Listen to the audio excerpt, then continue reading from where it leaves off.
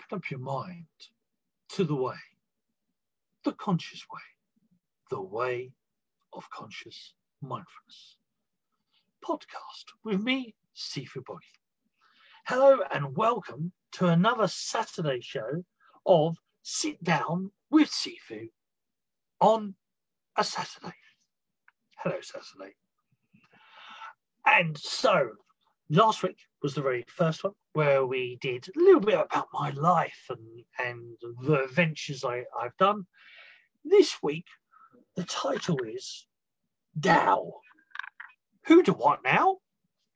So, I touched on it, obviously, and sort of talked about it, but what is this Tao? What does this mean? Well, now, in America and some parts of the world, it can be spelt T-A-O. It can also be spelt D-A-O. So in the West, in the West and America, some people call it Tao and Taoism. Now it is actually in China. It is sort of like with a D, with a very silent T. So Taoism.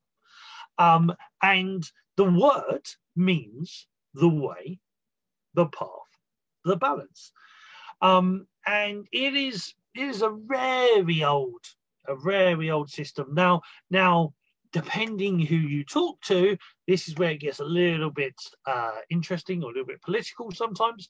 That for a lot of people, it's just before, it was around, just a few hundred years AD, where Lao Tzu, or Lao Tzu's, some people do say, but Lao Tzu wrote the Tao Te Ching, and the Tao Te Ching was the Taoist scriptures, the Taoist philosophy.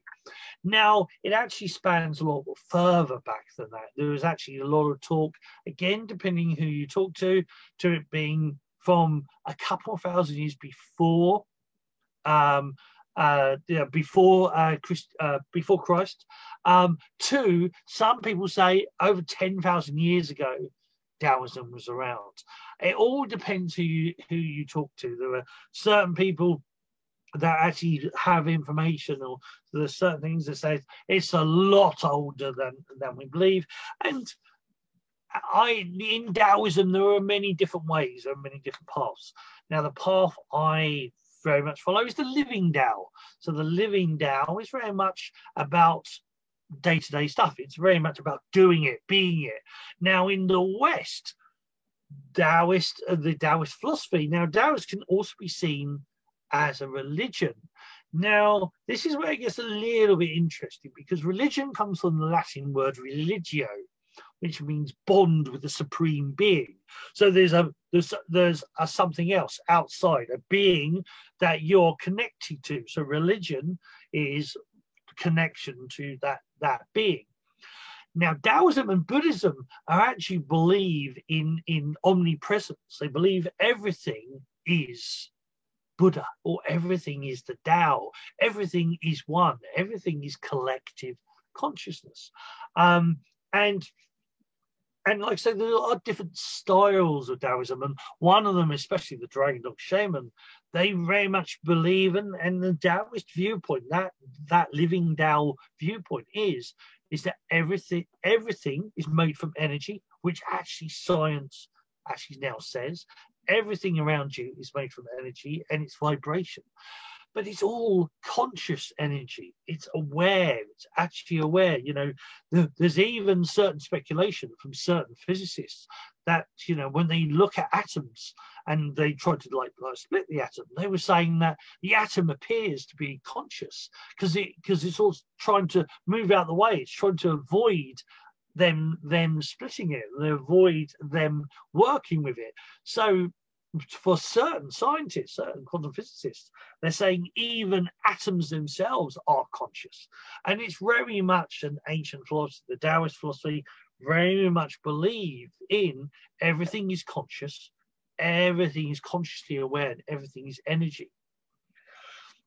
So the Tao, like we say, the Tao is the way, the path, the balance. But we tend to think of the word balance, we tend to to be, think of a set of scales that are very straight, like a flat line.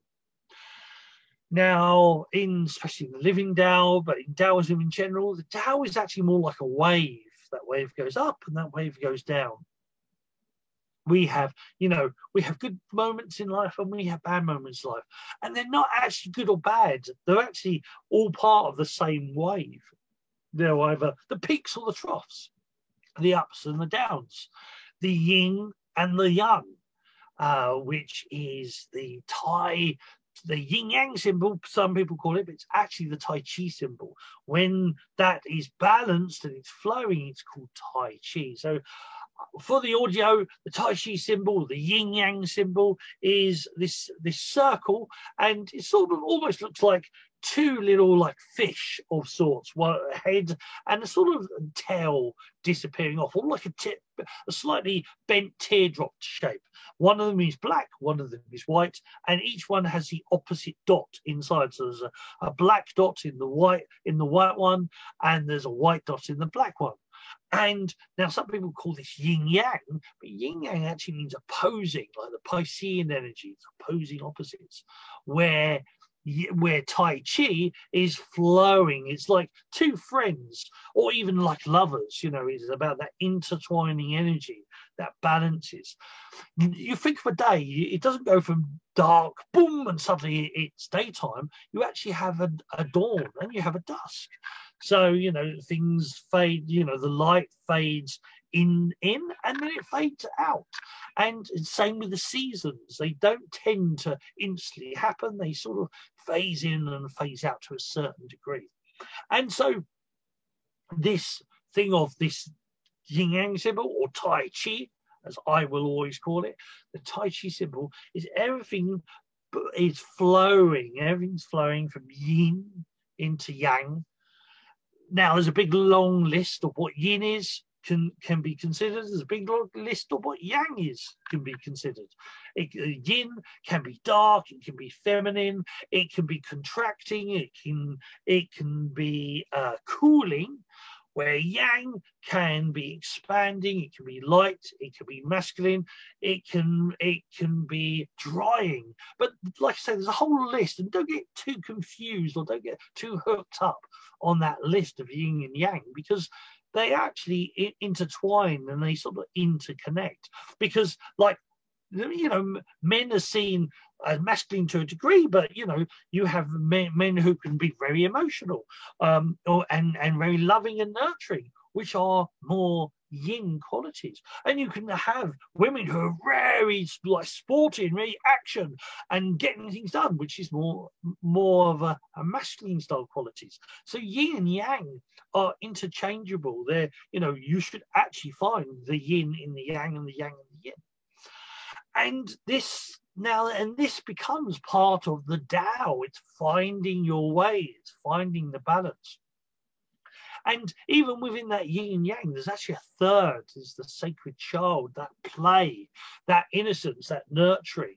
So, you have your nurturing qualities, which is more-ish, feminine. You have your action qualities, starting things, tends to be more of a yang thing, tends to be more of a masculine thing, but keeping it going tends to be more of a yin thing, a feminine thing. And like I say, I'm not saying that, that about men and women. I'm actually talking as these energies, as qualities. And then the sacred child, the inner child, is that play, and is that finding awe in everything. Now, in Taoism, they believe in balancing the yin and the yang, in balancing the light and the dark, balancing the feminine and the masculine. Within you, everything has it. I will always say that the yin, the yang, the sacred child, these are in woman, man, banana, and goat. You will find these energies in everyone and everything.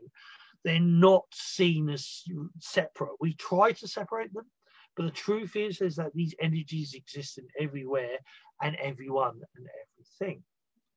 So the Tao is about riding these waves of the yin and the yang, riding these waves of the up and the down, riding these waves of action and non-action, and trying to do it in a way that adds the sacred child, the play, the wonder of the world.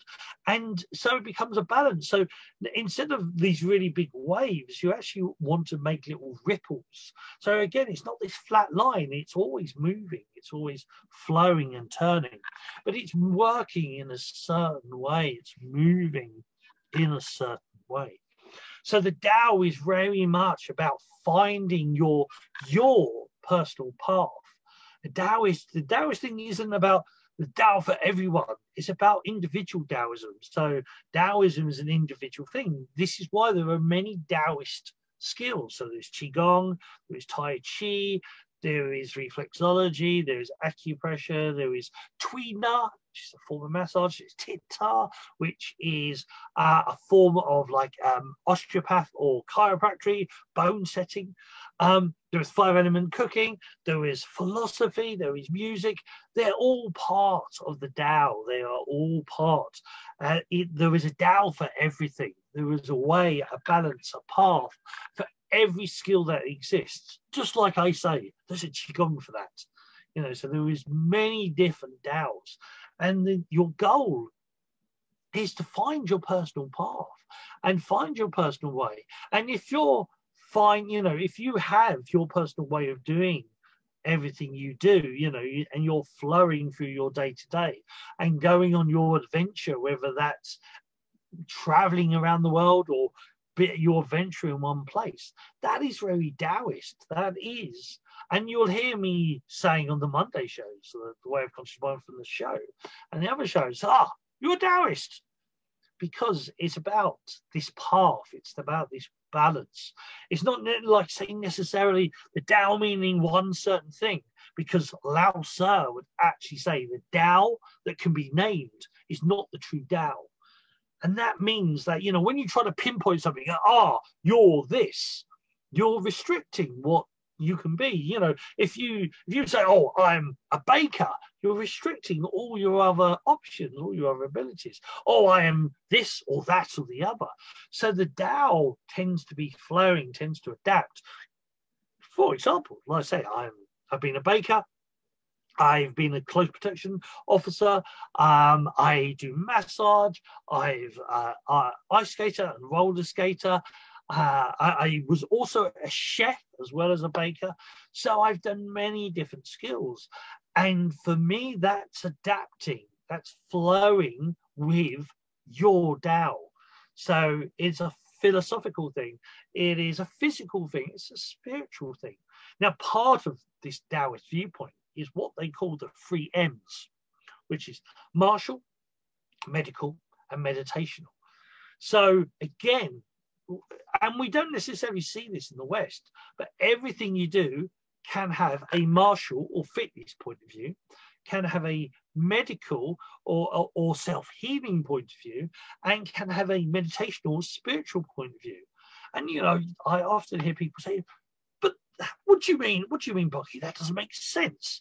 It's like, okay, let's take one, shall we? So let's say food. I like food. It's probably why I almost look like Kung Fu Panda. I love food, and I used to be a chef and a baker, as I've said.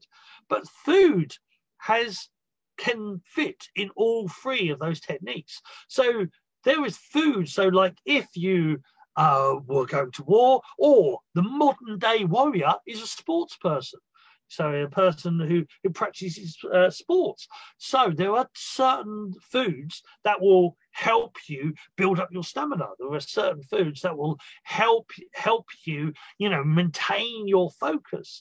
Can also help you repair from injury, which are sort of going into those other two M's as well. But so food, you know, can help you on the physical sense. It can help you get fit. It can help you maintain that physical fitness. Now, healing, so on the medical side or the healing side, food is a natural medicine. Now, obviously, a lot of people nowadays think medicine is herbal or it is you know, pharmaceutical, but food was always medicine. In actual fact, in China, there are actually 5-element chefs, and there are certain restaurants you can go to. You go to the restaurant, and there will be a doctor, a Taoist, a 5-element doctor at the front, and he'll take your pulse, he'll look at your tongue, he may ask a few questions, and he'll write you a prescription. And that prescription will go to the chef, and the chef will create, seeing what energies that you're lacking, seeing what things are out of balance within your body. He will create a dish for you, purely for what you need to help start to rebalance your energy. So the biggest thing with Taoism is about balance. It's not about, it's about fixing, it's about maintaining that balance. So if you're out of balance, and the Taoist philosophy, if you're ill, why are you ill? Simple, because you're out of balance. Because and both the Dragon Dog and the Barefoot Doctors, which are styles of Taoists, would say is that your energy is blocked, your chi is blocked. So you need to unblock your chi. Unblock your chi, and you'll be fine again. You'll come back to that balance of health.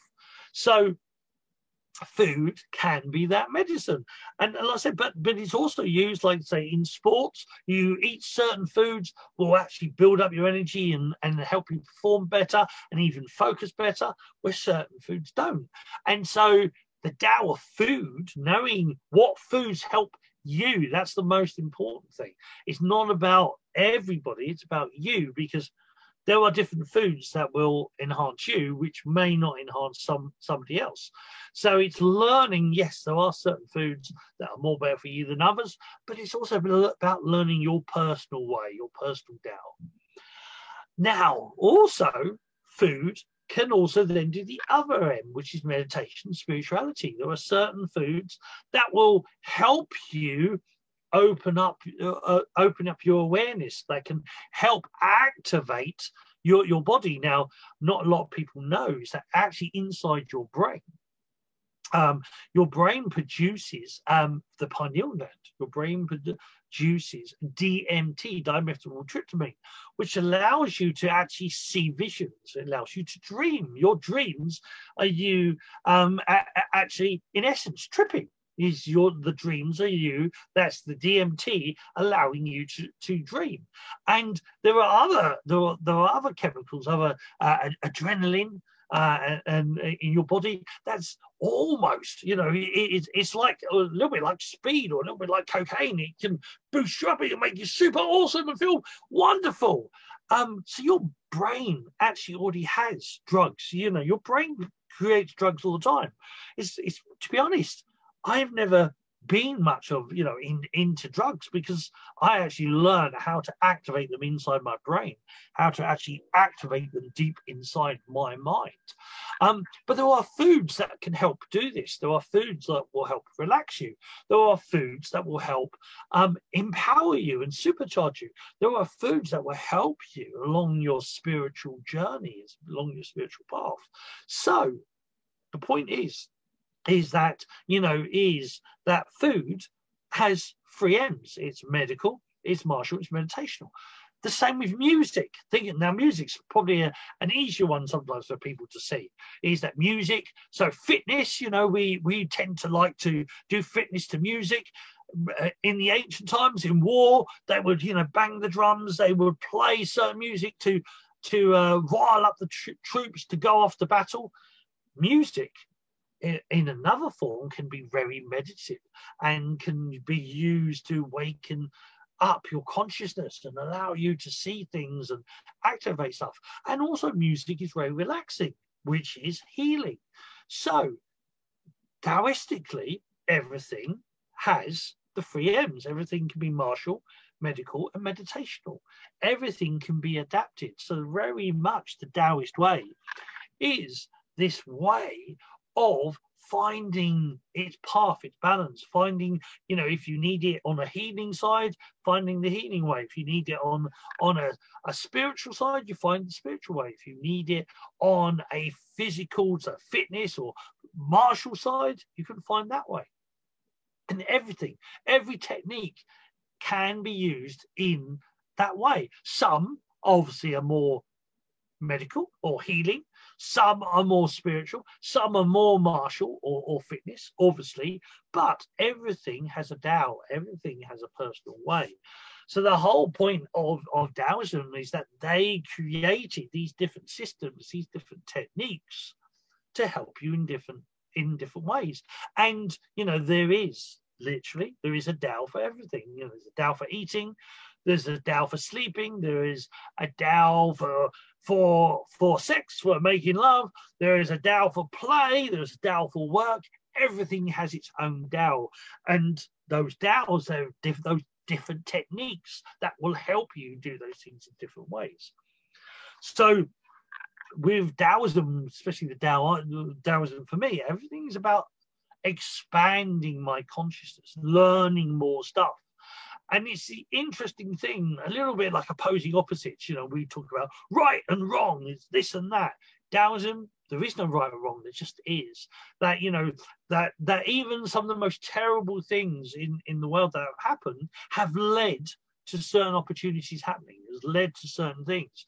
So, we've all had our own personal traumas, we've all had our own past things, but if you've survived them, if you're here today, then those past traumas, those things that you at one stage thought were bad and terrible, have actually helped you grow into a more enlightened being, have helped you, you have gone through them, you've managed to find a way to survive them, you've found your own personal Tao to get through them.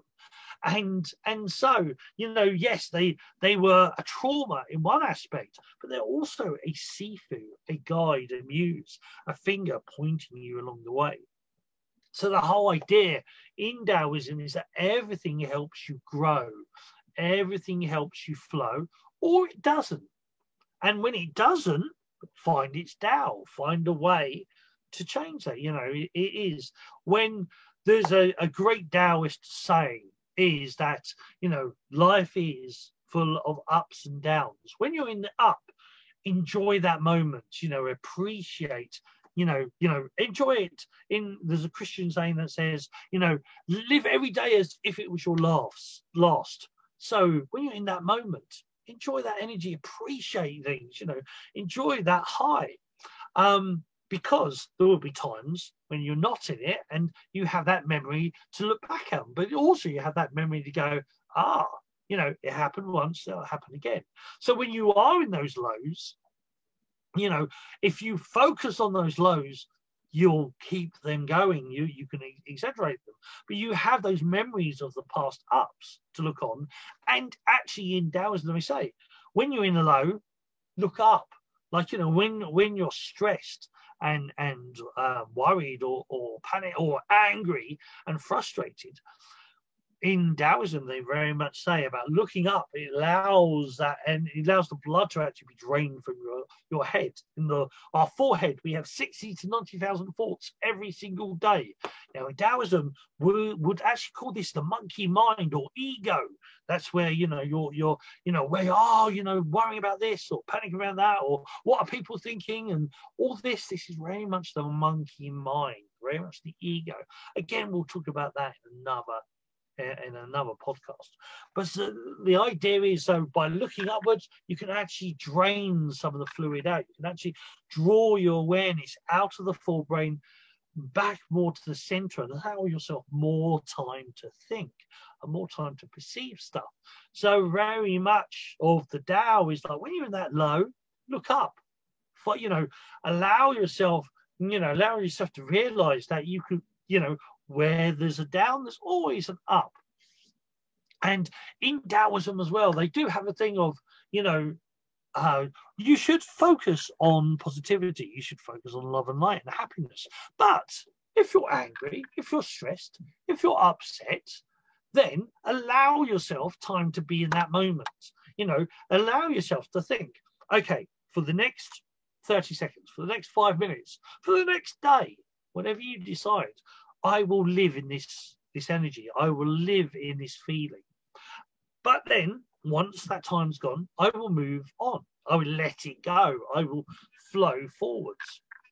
And there are little sayings, little Taoist sayings, and one of them is, and I will use it for anger, but you could use it, say, for sadness, for frustration, jealousy. You could use it for any of these, or actually I'll use it for worry, because worry is one of the most prominent ones. A lot of people, especially at the moment, are very anxious and stressed about things. And there's a whole little set of sayings, and like I say, you can use different words or different emotions depending on what you're thinking about right now. So there is, why worry? Why worry about the past? It's already happened. Why worry about the future? It hasn't happened yet. If you're worrying about something you can do something about, don't worry about it. Do what you've got to do. If you're worrying about something that you have no control over whatsoever, why worry? There's nothing you can do. Worry, or anger, or stress, whatever it is, worry leads to anxiety and tension in the body. The tension builds up, and the worry leads to anxiety and stress. That stress builds up into tension in the body, and when the body starts to tense, eventually that tension leads to illness, and eventually that illness will lead to death. So why worry? It will kill you. So the whole idea is that, if you're worrying about something in the past, there's nothing you can do about it. Focusing on that past, or what you can do is find a way to learn from it, is to make that past your seafood and learn and guide from it. And if you're worrying about something in the future, it's like, well, if this happens, I'll do this. If that happens, I'll do that. And if that happens, I'll do that. Right, now there's no need to worry. Or when it happens, I'll figure out what I need to do. And don't focus on that worry. And then know that worry, and this goes into a thing called epigenetics, and with Bruce Lipton and Joe Dispenza especially, these doctors, are very much about epigenetics. Is how you feel in your environment, your physical body, will actually affect how your body works. It will affect your immune system, it will affect your health, it will affect your well-being. So that worry, anxiety, anger, frustration, that turns into stress in the body, turns to anxiety and stress in the body. That stress then affects the muscles in your body and affects your body itself. It starts to tense the body up. And then because the body's tensed up, it actually impedes the blood flow, and you struggle. You start to sleep less. Your body, you're more likely to get colds. We know that through stress and anxiety, you're more likely to get colds and flu, and that builds up. And then if you continue down that path, that tension in your body becomes illness, and that illness, if it keeps happening and builds up, it can eventually lead to your demise. So effects on not worrying. Now, one of the things that actually happened to me as a kid, I worried a lot. Worrying was a big part of my existence as a child. And I actually got ulcers in the mouth. And I was actually notoriously known, like in summertime especially, because I was worried about, being outside with all the kids, and I just get picked on and bullied. At times I could get up to 30 ulcers in my mouth, and that would actually led to IBS, to irritable bowel syndrome. I got dodgy tummy, and my seafoods, Shun and Po, would say, this is leading to that, and that could lead to other things. So you need to find ways to get around this. So they taught me Qigong, breath work. Now Qigong, a lot of people say, oh, it's moving your hands about, or it's moving meditation.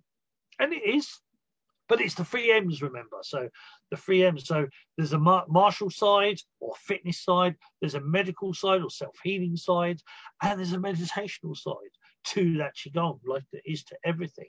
So from that Qigong, I then learned to actually rebalance my body and stop these issues.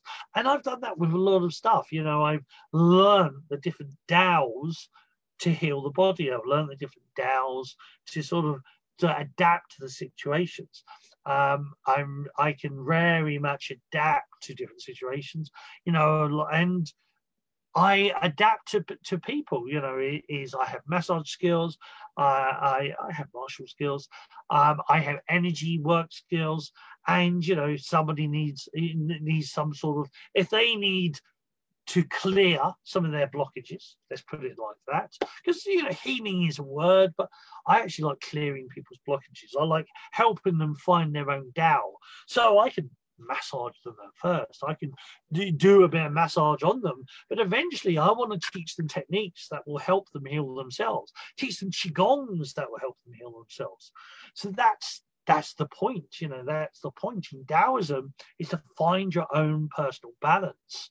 But then once you've found that balance, you raise that bar, and then you create that new balance, and then you raise that bar, and you create that new balance, you raise that bar. The easiest way to sort of say that is, say you want to do 500 sit-ups a day. Now that sounds like a lot at first, but you start off with 5 sit-ups, and then every week, say, add another sit-up, or add 5 sit-ups if you want. So first week you do 5, next week you do 10, next week you do 15, and so on and so forth. And you build that up. And the weeks go by, and you slowly getting more and more qigong. So you could do a new one every day if you wanted. But over a period of time, you would go 100, 200 sit-ups, 300 sit-ups, 400 sit-ups. You get to that 500 sit-ups, but you keep going. And in Taoism, your idea is actually you can push yourself. At a push, you could do 800, 900 sit-ups, but easily you could do 500 sit-ups. So you've created that balance where you want to be. Your goal, you create as your middle ground, your balance. So you always push beyond your goal. You always go a little bit further, but you slowly raise that bar. So your middle goal, whatever your goal is, that goal becomes the easy bit, and you can actually go beyond that. But it's through daily practice, regular practice. The Tao very much focuses on a thing called the water technique, the water way. And that is very much drip, drip, drip, a little bit each day, growing and building. So I'm always learning something new. I'm always building up that information, building up the physical side, the emotional side, the spiritual side, the masculine or the yang, the feminine or the yin. Remember, their energy is they're not actually female or actually male, their qualities or energies, the child, the sacred child. These are also called, another thing we'll talk in the future, the qi, the jing, and the shen, the physical vitality, the emotional vitality, and the spiritual vitality. But the Tao is always about that balance. It's always about finding your personal Tao, your personal balance, your personal way, and then building it up and building it up and building it up, because there is no limit to your potential. We think there is. We sort of put that in our heads. Oh, you can only get so far. But if you do a little bit every day, you can always go further. You can always grow more. You can always flow more. So that's it for this podcast for today. Hope you enjoyed it. If you have any questions, I am on Facebook under The Way of Conscious Mindfulness. I'm on YouTube under Sifu Boggy. I'm on Instagram under sifu.boggy. I'm actually on Linktree, so link.tree/Sifu Boggy. You will actually, that's my business card, and you'll find the YouTube stuff, you'll find some of the Facebook stuff, you'll find different stuff. And, if you have any questions for a future podcast, there's a question that you would like to ask, find me on there or message me. You'll also will find me in lots of different places. So find me and ask me a question, let me know, I'll happily answer the question. I'll answer my Tao of it, my way, my personal path. And so next Saturday, we will talk about Qigong and about that Tao and its way. And then we'll hopefully, or very soon, we'll also have some special guests who will ask me particular questions of certain things they want to know about and certain things they want to sort of explore in another way. So until then, take care and bye for now.